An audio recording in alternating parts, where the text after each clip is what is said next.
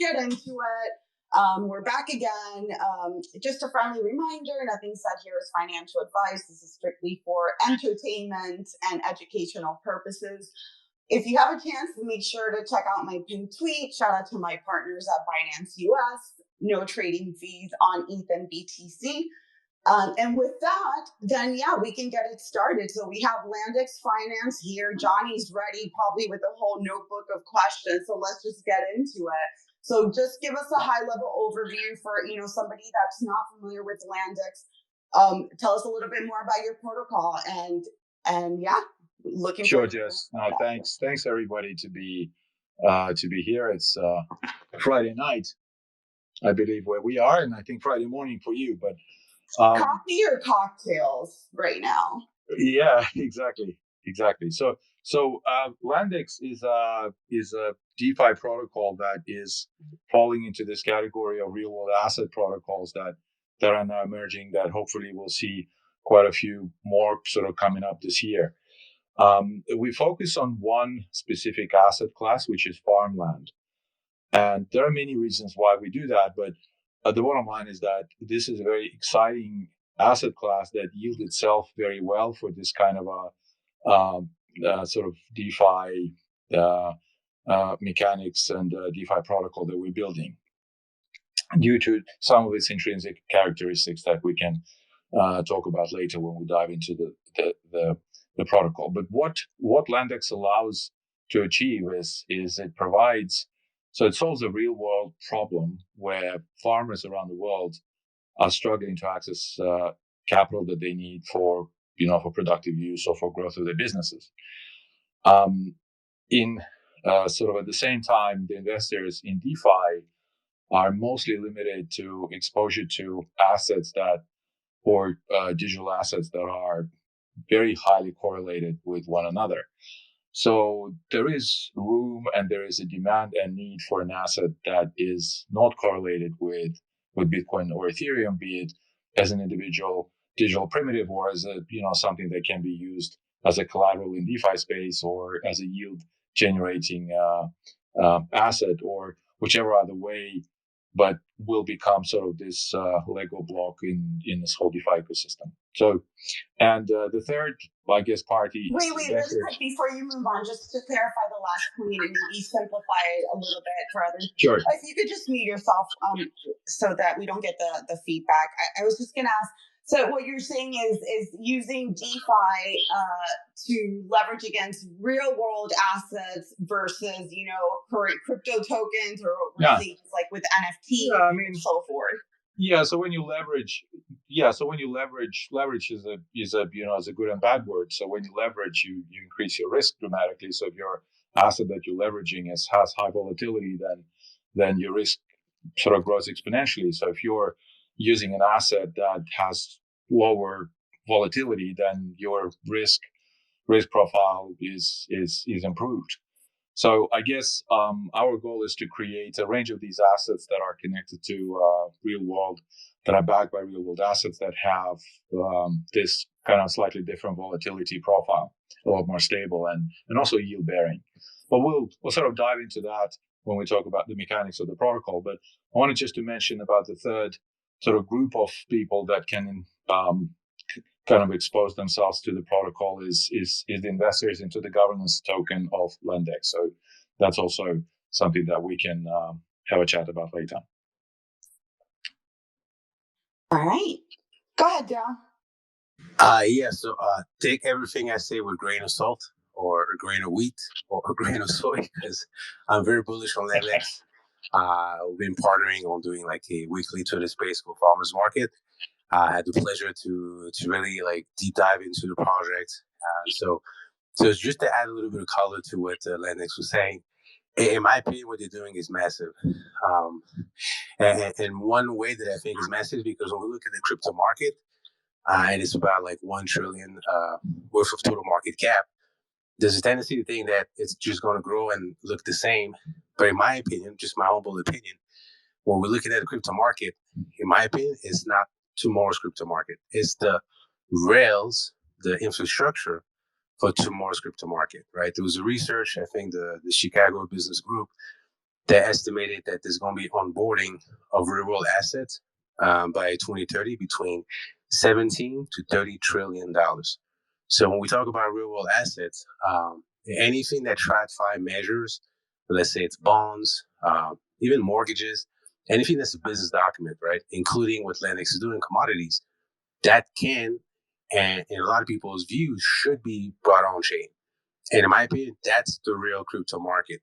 And when we're looking at CoinMarketCap and CoinGecko, we're looking at the infrastructure that's going to power tomorrow market, which is going to be like dominated, in my opinion, by a real world asset.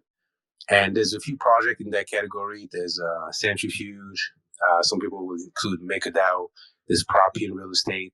There's like a category, like we're growing up 20, 30 different projects that are working on onboarding those real world assets. But in my opinion, what makes LandX very different is that they're not just saying, hey, we're bringing these things on chain and it's a benefit for crypto users. Let's say in the case you bring a stock on chain, it's usually sold from the point of view of you don't have to be in the state to buy Tesla, or you don't have to be a certain age or to have a certain bank account or a certain credential to buy Tesla. It's permissionless. But they rarely talk about the benefits for the real world. So in the case of stock, we don't talk about how Tesla benefits from it. They might, but that's not really the focus for now for people bringing real world asset. In the case of LandX, there's a real benefit for farmers to now have access to credit and loans at a small interest. And in some cases, in the emerging market, they don't have access to any credit or any loan at all. So I think that's what's great about LandX is that they're not just providing value to crypto people in terms of an asset that's uncorrelated with other cryptos, but it's also great value for farmers. So it's kind of like paying attention to two sides of the market. So I'm super excited. I don't have a lot of questions. I'm just a fan. Thanks, Doug. That was amazing summary. And we're also seeing that there is a growing interest, certainly in businesses in Web3 space that actually have some connection with something that most of us would be required sort of to relate to in real world. When we look at a business, we'd say, well, what kind of problem does this business solve? So there's a lot of projects that are now in DeFi that have very little or no connection with that kind of logic. And I think that going forward, there's going to be an increased number of teams working on solving some of the problems that we face in real world, but using, as you said, the technologies and the piping infrastructure that has been created in the DeFi space, which is amazing. Smart contracts, permissionless exchange, etc. So that sort of stuff that we're using, I think, is a good use case to really explore for maybe some other industries that would be looking at either connecting more investors to their assets or whichever other way. The tech is amazing, and the way I think we're using it, I think, is quite streamlined and allows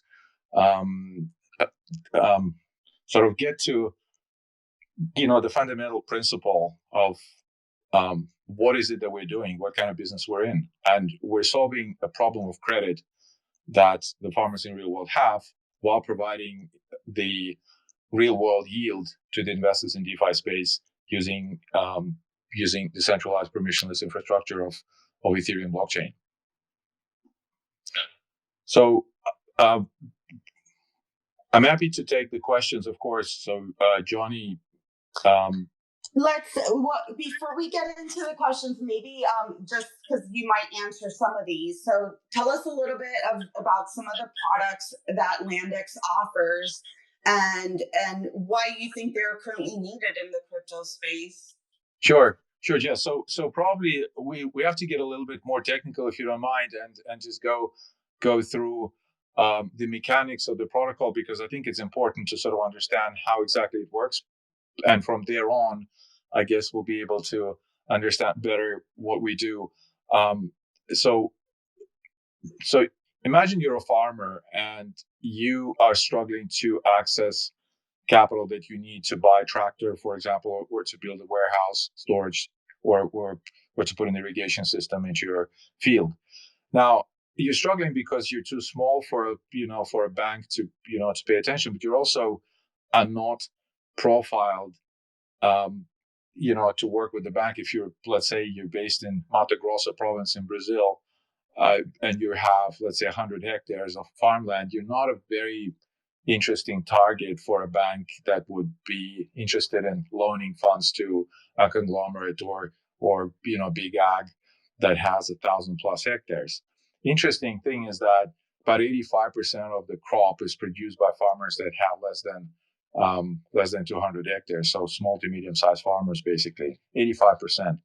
5% of food is produced by farmers that have 1,000 plus hectares. So they're really serviced well by TradFi, and anything under that is not really serviced. So if you're a farmer, you have need for capital always, because you always have various sort of input costs, volatility. You need to upgrade your equipment, or, as I said, build irrigation systems, etc. So you need capital, but you can't get it. So you're kind of in that vicious circle, and you can't get out of it. So we offer them this capital. Now, how do we do it? We basically ask the farmer to pledge or to promise a certain fixed amount of his future harvest that he would have to pay to the protocol, into the smart contract, using stable coins, right? So using USDC. So his obligation would look like this. So you need to pay 400 kilograms per hectare of soybeans every year. And when he makes this obligation to pay that harvest every year, we then basically produce an ERC20 token called XSoy that he now has, that he can trade. Now, this XSoy token has liquidity in Uniswap, also has OTC Desk, and a couple of other ways how he can convert this XSoy token, or his promise to pay annual crop share into the protocol, into the currency that he needs. So why would an investor buy this XSoy token? What's good about it? So the XSoy token is good because when he stakes the XSoy token, he receives one C token a year. So one C soy token a year. One staked XSoy token pays one C soy token a year. So what's a C soy token? C soy token is a token that equals to 1 kilogram of soybean in value in US dollars. As it's traded at today's price, you can always bring the C soy token to the treasury and always claim the USDC against it. So the investor buys the XSoy token so that he can receive the C token yield. And the C token yield he can hold or he can sell straight away for stable coins. It's up to him what he does with it, and it's basically streamed into his account with every block. So one staked X token receives one C token a year yield, and this is a set formula. So now there's a couple of variables there. So the C soy token is basically pegged to the price of the commodity, and we're bringing the commodity prices on chain from the commodity exchanges. So, and the XSoy, the X token itself, its price formation is governed by supply and demand. How valuable is this instrument that pays you in units of commodity that you can generate every year? How much are you ready to pay for it? So basically, the investor then decides how much to pay for X token, which will eventually mean how much money the farmer will receive for a kilogram of his obligation that he needs to pay every year, which will eventually determine the rate of finance that he undertakes to pay. So we can sort of dive into that a little bit later, but the point is that the farmer now has very quick ability to sell part of his future harvest, and the investor has an opportunity to buy into that future harvest by buying these X tokens. So we've created, I think, quite an interesting bridge between what investors want and between what farmers want by using a slightly different approach to the tokenization of real world assets, rather than sort of talk about passing of the ownership of the farmland from farmer to the investor, we're talking about lien agreements that we execute that have this farmland used as a collateral against this obligation to pay crop share. In case this crop share is not being paid, then obviously we can come in and reclaim that land and pass it on to another farmer to sort of keep their obligation going. So investors always have the yield coming in. But we're not really dealing with ownership. And this is, I think it's a very interesting way to look at it. So we're tokenizing the economic essence of the farmland, or its ability to pay this annual crop share obligation. And we're using the land as a collateral against this obligation. So I'm sure you're going to have a lot of questions around what if the farmer doesn't pay? What if there is, bad weather? What if all sorts of different things? So these things have answers. So we thought about sort of the details of how the mechanics work. So if you want me to sort of jump into that, I'm happy to do it. Yeah, I'm sure everybody's going to ask, oh, go ahead, Dal, the doomsday question, like, what if a tornado comes and wipes exactly. the whole But I exactly. think that Dal wanted to chime in. Yeah, so before you guys get into that, just to make sure everybody's on the same page, can you just go back over the two types of token, just like in a clear explanation? The C token and the X token. Yeah, so it's really straightforward. So one X token pays one C token a year yield. So you stake one X token, you receive one C token a year. And the C token, think of it as a kilogram of soy, rice, corn, or wheat. We have 4 different types of commodities. So X soy, X rice, X corn, X wheat pays you C soy, C rice, C corn, and C wheat.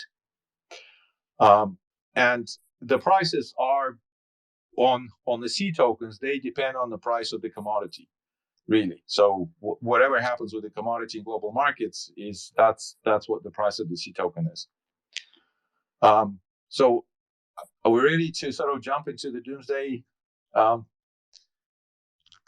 scenario, Jess? What happens if there's a hurricane?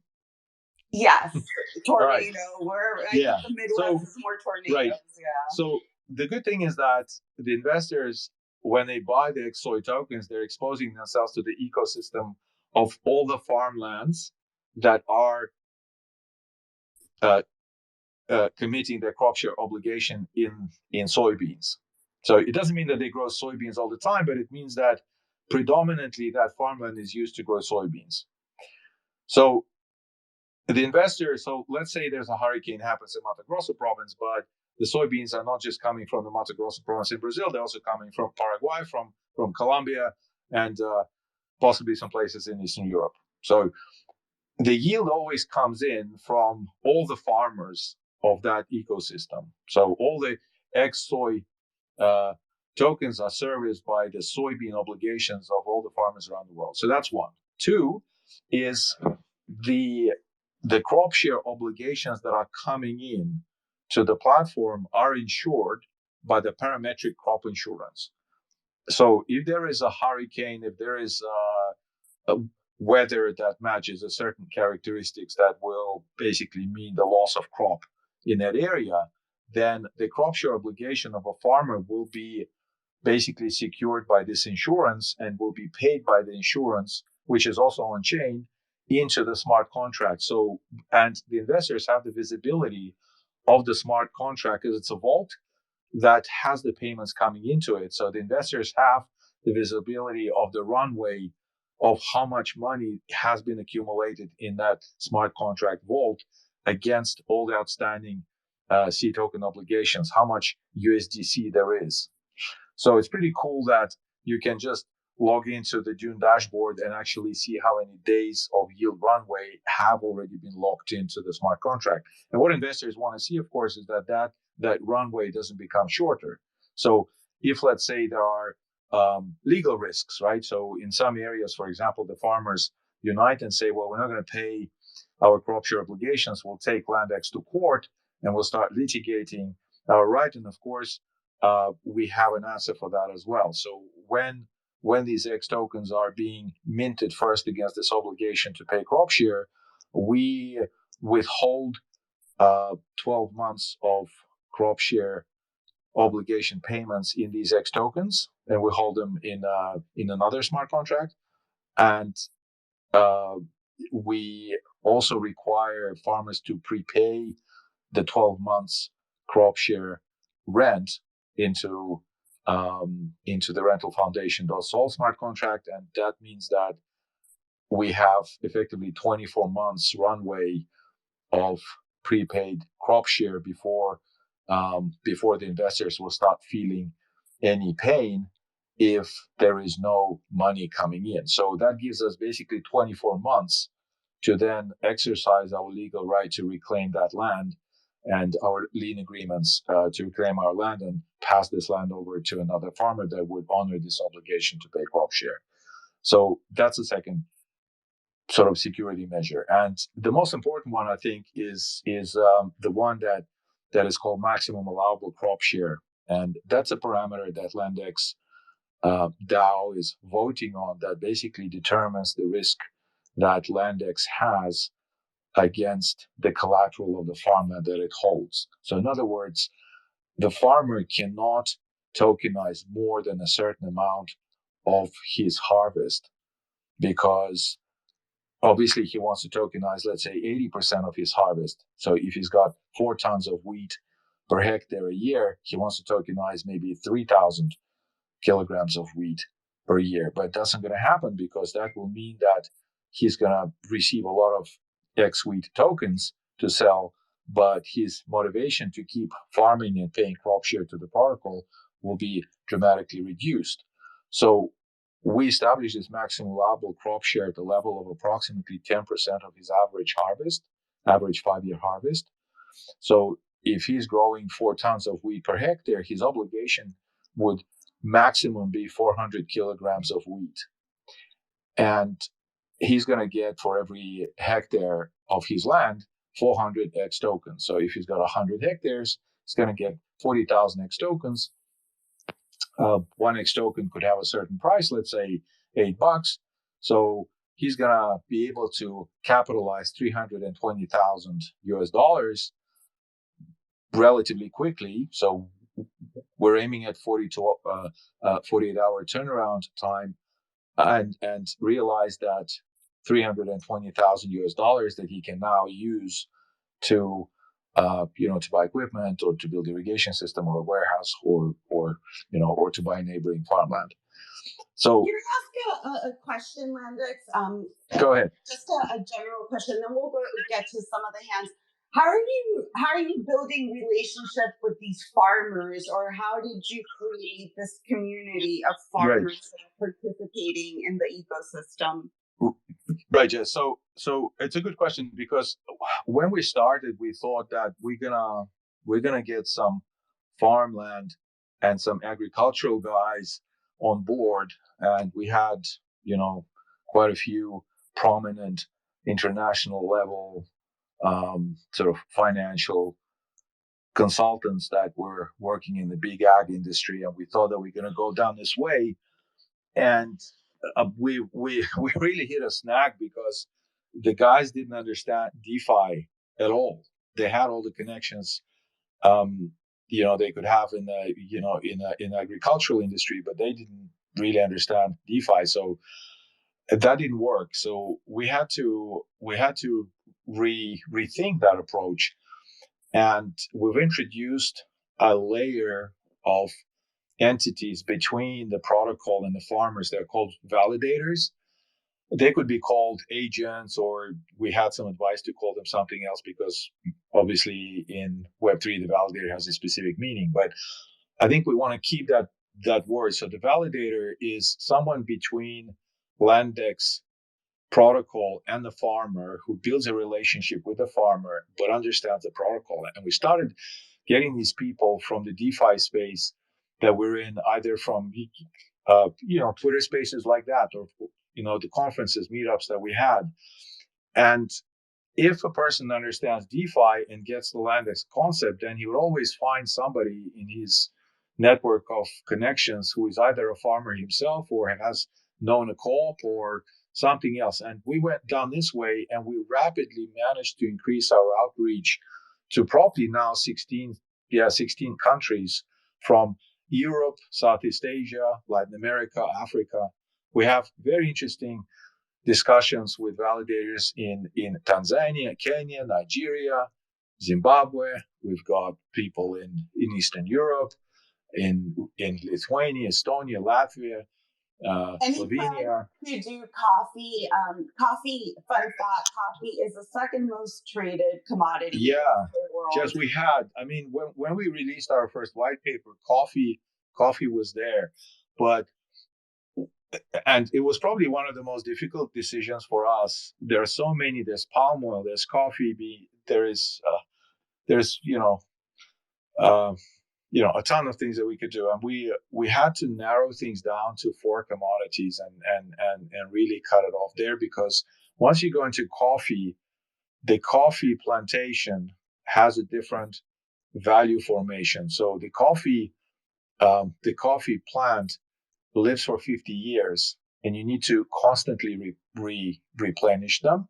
So if you take the coffee plantation as a collateral against obligation to pay a certain amount of coffee beans a year, you don't know whether or not that land will actually support that obligation, because maybe all these coffee trees are 24 years old, and they're going to die soon. So nobody knows. So that's completely different mechanics there from a validator point of view. It makes the onboarding process a lot more difficult. So I do encourage, maybe somebody else wants to start the coffee, and we're happy to share the knowledge and explain how this works. But I'm sure that there's plenty of opportunities around many different. We had inquiries about blueberries and strawberries and apple trees and vineyards, and all these things are possible, I believe, to do in a similar fashion. But for LandX, I think the soy, rice, corn, and wheat, the 4 major staple foods, are where the focus is now. Great point. All right, we are almost at the halfway mark, so let's get through some of these hands, and then we'll talk about some other stuff. So who had their hand up first? I believe it was Johnny. Thanks. So first question, so these validators, they seem to be the one that they're kind of making everything work. Do they do the accounting of the crop? Are they the lien holder? Right. I get the question. No, the validators are basically a connection. So so these are two separate things. First, you have to establish that this is a real farmland. And a validator will play a role in that. Later, the validator will have to stake the LNDX governance tokens in order to have a quota of how much farmland that he can validate. But what he really needs to do is he needs to get the geocoordinates of that farmland, and he needs to not really know and understand the business economics of that farm. That's quite irrelevant. But he needs to get the information on the averages of the commodity that is being produced in that region, which is usually a public information. So how do we know that we can onboard that farmland, and what role the validator plays? So, and we went through this process. Our initial so in TradFi, to get the finance, you need to fill in about 20-page long questionnaire that farmers cannot fill in because they don't have that knowledge. They have to count 5 years. They have to have the P&Ls, the cash flow statements, the balance sheets, etc. We don't need that. We don't need any of that. All we need to know is this farmland, or is this a swamp or a forest or a lake? And we can pick that up easily using geosat imagery, and we can see exactly whether that is a field or whether it's not a field. So we have a title deed. The title deed always has geocoordinates. We can always see whether these geocoordinates match to a field or to something else. And then so the lien on the land, does LandX hold liens all across the world? So LandX Foundation. So the LandX Foundation, of which the holders of LNDX governance tokens are beneficiaries, is holding these liens. So the LNDX governance tokens are basically the beneficiaries of the LandX Foundation, and this is how the legal structure works in this case. Okay. So Oh, wait, Johnny, we got to get through the rest of the hand. Sorry, because we're running short on time. So I do have to go. And LandX, I'm sorry, if you could please mute your speaker when you're not speaking, because it's getting some background noise. Let's go to Nico, who is next. Me. Hi. Go ahead, Blade. It's fine. All right, Mark, I just got a quick question. So is this commodity or a security, is it registered or no? Right. So the commodity and the security is not registered, is not available to the US investors. So there are disclaimers all over the website that say that LiveNet and the products of LandX are not available to US investors due to uncertain or quite certain sort of characteristics that would probably expose LandX Foundation to some action, from SEC, because SEC might interpret that as a security or commodity. Great question, and thanks for coming up, Blade. Go ahead, Nico, and then Leo and Tammy. Or I'm sorry, Tammy, go next. Sorry, go ahead. No, everybody else can. That's totally fine. Go ahead, Tammy. Go. It's fine. Okay, I just had two questions. So in the US, and sometimes it's hard because you think of a scope just, farmers here in the US because this is where we are. And I'm in the Midwest, so it is like it's ag country out here. There are specific all over the US, specific credit unions and small rural banks that deal specifically with farmers in agriculture, all of it. So I'm just curious if you all have, depending on where you're at, tried to maybe bridge the gap with that and work with them or work in conjunction with them with what you offer. And one other question before I forget, maybe you'll answer this maybe later on, but with things that happened here close to where I'm at in Ohio with the train derailment that we had, that is going to have an effect just vastly on farmland here. So I didn't know if you have anything set up for situations like that you try and help out for more of disasters that happen aside from natural tornadoes, hurricanes, things like that. Okay, so thanks, Tammy. Great questions. So firstly, LandX has a strong sort of social and environmental angle. We're not trying to solve all the problems, but we understand that soil quality and deterioration of soil quality is a massive issue that has not been spoken enough about, that is driving basically the big chem industry into big ag industry and reducing the quality of the food that is being produced into a growing number of people that are consuming that food. And the statistics are very very bad. The quality or the nutrient density of the food that's being produced now is incomparable with what was even 30, 40, 50 years ago. So LandX is dedicating 5% of its protocol revenues to LandX Choice Fund, and it's a fund that's run by the governance token holders that is basically investing into projects and programs that are supporting regenerative farming, more sustainable farming practices, education amongst farmers, etc. So we don't have a specific sort of crisis management fund, but I'm sure that if something happens, along the lines of, the guys in Ohio have experienced, unfortunately, and if LandX was there, then I'm sure that we'd probably, through a vote and through a proposal, the DAO would probably vote to help. Of course, I'm sure that would be a natural reaction of the community to, something like that happening. Unfortunately, we're not in the U.S. and we're not going to be in the U.S. until such time that we understand that there's a legal environment that allows us to conduct business there. Sorry, Tammy. First question. I started from the second question, but you asked me the first question, and can you please repeat? Of course, of course.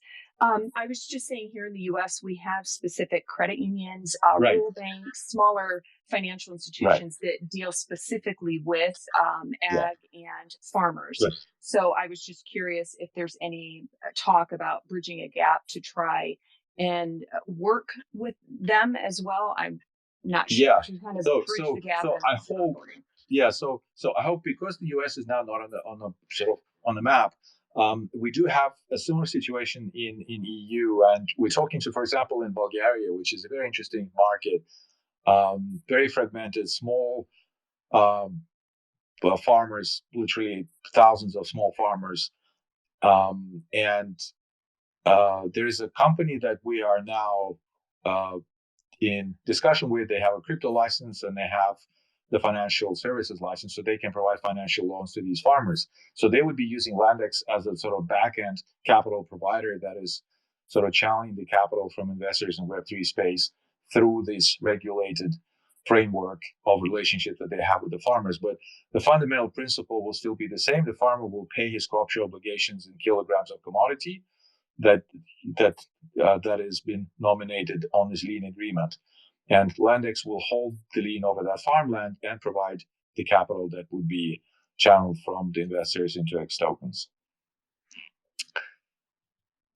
Great questions, Tammy. Leo, good morning. Good morning. Wow, that's a handful there. But I do love what you got. It just sucks that you can't bring it. And same thing with like what Blake said and Tammy, because there's plenty of banks here and stuff like that. It was just kind of trying to figure out how you would. I mean, I know you said it's the U.S. is probably not gonna happen or close to it. It needs time for that. But for instance, like you started this a while ago, and is it under LandX and stuff like that? Is that what you got it under, the contract? Right. Yeah, so the contracts are held by LandX Foundation itself, wherever the legal framework in the country permits us as a foreign entity to have these lien agreements. If that is not permitted, then LandX Foundation forms a legal entity in that country that will then hold the contracts, which would be permitted in that jurisdiction. There are some jurisdictions around the world that do not allow foreigners to control farmland, so LandX is not there. So places like, for example, Indonesia or Philippines at the moment, we're looking at various ways, or even some African countries like Tanzania, for example, the foreigners cannot own land, as well as Nigeria. So it's not everywhere, but there is a good sort of chunk. I would say probably about 40% of the rule of law countries that don't have that framework, and 60% have the framework for LandX to operate using the existing sort of lien agreement structures. But just coming back to that question of working with the smaller banks and the co-ops and the credit unions that are servicing farmers, it's so the situation around the world is quite different to what's happening in the US. And if you're a farmer in Brazil, you would be able to apply for a loan, which would be denominated in real, that would have a double-digit interest rate, probably a 5-year term, with a principal and interest to be paid back, and you'd have to commit to that loan using your land as a security as well. So the problem with this loan is that as the farmer would have to pay this extremely high interest rate on that loan, he would also be exposed to the currency risk if real will suddenly go up against the US dollar during these 5 years, which is not outside of the possibilities, or if soybeans would experience a temporary drop in prices, or these two events will happen at the same time, and then that farmer is basically losing his land. With LandX, the risk that the farmer experiences is a lot less, smaller, because his commitment is denominated in kilograms of commodity that he grows, regardless of what happens with the prices of the commodity regardless what happens with the currency of the country where he's in, he always pays in kilograms of that commodity. And because there's a maximum allowable crop share, his commitment will never exceed 10% of his average harvest. So even if he loses 25% due to bad weather conditions or anything else, it's not going to be a disastrous situation for him, because the 10% of his produce that he makes every year, that's the maximum that he would ever be required to pay. Now, he can get out of this obligation at any time by buying out the X tokens of the market, exactly as many as was given to him when he made that obligation to pay crop share. So he can buy out these X tokens and close off that obligation at any time. So it's flexible, it's long term, it's completely de-risking him, and it's quick. No, I'm sorry. And the last question I had, because it's kind of probably going to go with what you were saying.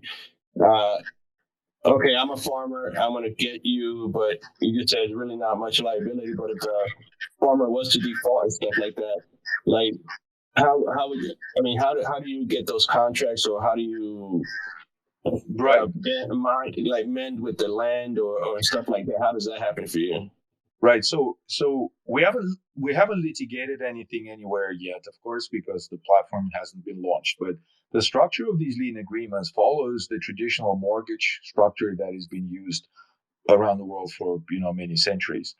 You basically have an obligation to pay a certain amount of value, and you are using your asset as a collateral against this obligation.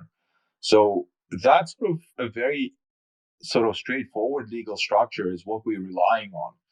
And of course, it has sort of slightly different connotations in different countries around the world. And we do employ legal expertise, of course, to localize this general framework, but it's more or less looks like that. We give you something of value in exchange for your obligation to pay us this crop share. And we will use your land as a collateral. So if you don't pay, we have the administrative and legal right to come and reclaim that land from you using whatever the legal process is established in that country, which limits us to a degree to places that we can go into. We obviously will not go to Central African Republic with this offer, but we'd look at the most of the European countries, Latin America, and Southeast Asia, Australia, New Zealand. So these places would all be definitely available for LandX. Nice. Yeah, I love it. And will you be holding those contracts somewhere, like for the whole investor to see, like stored in like a blockchain type of thing, or no? Right. So so the contracts, so the lien agreements are hashed, and the hash of these lien agreements is on chain. So there is information on the amount of hectares. There is information on how much collateral has been promised against every single contract, because these contracts, they take an NFT form. So basically the mechanics I didn't want to go into because it will become sort of too complicated. But whenever investor makes that obligation to pay crop share, he's given an NFT token that he then deposits into a smart contract that mints the X tokens, right? So this NFT encapsulates this obligation, how many hectares he has, what's his average harvest, and how much crop share obligation he needs to pay. And that's exactly how many X tokens he gets against the NFT. When he wants to close off this obligation, he goes to the market, buys back X tokens, buyouts this NFT, obligation is now closed. So it's pretty straightforward. Great questions and great points. We are coming up at the top of the hour. I do see, so I did want to give you, LandX, just the opportunity, maybe anything that's new in LandX, or anything that is coming out that you want to leave us with. Sure. Well, we do have a few things coming up. So we've just we have quite an active community, and we're now in the middle of closing off our private round. We've got about probably 25%. It's 1.38 million US private round that we've raised 5.5 million about 2 years ago, a little bit less than 2 years ago. So we've got plenty of liquidity to to fund liquidity pools. So the private round is more sort of to get the VCs to look under the hood and to get some, tough questions asked that helped us a lot. So the insurance sort of product sort of came from this fundraise that we realized that we have to build this crop insurance into it. So the next step for LandX will be, once we close this round, hopefully within the next few weeks, we're doing the public launch of the LandX governance token, and then we're launching the platform pretty much, which means that investors can come in. So for us, obviously, the main thing and the main objective of our platform is to create demand for these X tokens from the investors in DeFi. More speculative investors will, of course, be able to sort of look at the LandX governance tokens that exposes them to success or failure of the platform. But ultimately, the product itself is the X token, and we will be sort of pitching it wide and loud, because we believe that X token is really something that has to sit next to Bitcoin, Ethereum, as a non-correlated, real asset-backed digital primitive that can be used anywhere in DeFi for lending, borrowing, trading, anything else. So yeah, I totally agree with you. And that whole narrative of like real world assets, like we're really seeing that pick up, this year. So it's going to be interesting to see how it all plays out. But go ahead. Sorry about that. No, you're right. Absolutely. Yeah. Okay. LandX, I heard all you talked about. I'm very excited for this kind of movement, especially with the fact that you got your presence in Nigeria as well, because Primal operates off Nigeria, and I believe we can collaborate in here to expand your vision with regards to coffee and agriculture right here. One thing I like to chip in the midst of things you said, the challenge I see with crypto space is, so long we keep mingling with government regulatories, we can never really capture the purpose of crypto in the minds of the public, because the government will never give us an open arm. Crypto, in all honesty, crypto is a threat to government currencies, or say fiat currencies. Crypto is a threat to it. So no matter no matter how fantastic our ideas are, no matter how enriching they are, the government can only provide us 5% opportunity to thrive. There will be 95% against us in all that we do. Hence the reason they always seek to regulate crypto. Ask yourself one question: why do they clamor for regulation? Oh, they say there are a lot of scammers, there are a lot of fraud. But the biggest frauds are on fiat currencies. The biggest frauds are on fiat currencies. They haven't even sorted that out yet. Yet they want to regulate the crypto. So the LandX's biggest obstacle yet might be the government. So I'd say there are so many ways LandX can achieve all it wants to do with litigation, because I understand when you're dealing with properties, landed properties especially, and when it has to do with people's investment, there has to be some sort of contract to bind parties together to ensure one party fulfills their own obligation. But there's several ways we can go about that without bringing in things that have quote and unquote government regulation in them. I mean, we've got smart contracts already. Smart contract is binding in cryptocurrency as well. In the very instance, one person stakes X and X into the smart contract, it cannot be taken out because there's a programming that says X has to be met for this to be achieved, or that to move out, or that to come in.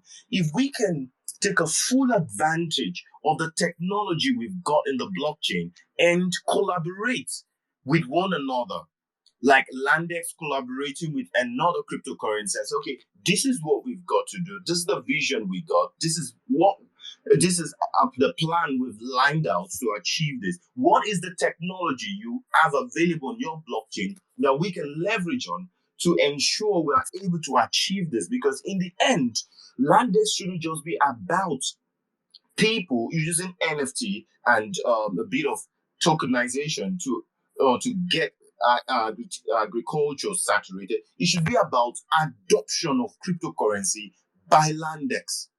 The adoption of Totally agree with you, Primal. Totally agree with you. But I am going to ask you just to wrap it up because we are coming up at the top of the hour, and I do want to give LandX a chance to say anything. I got one more question. If we can fit it in, it'll be really quick.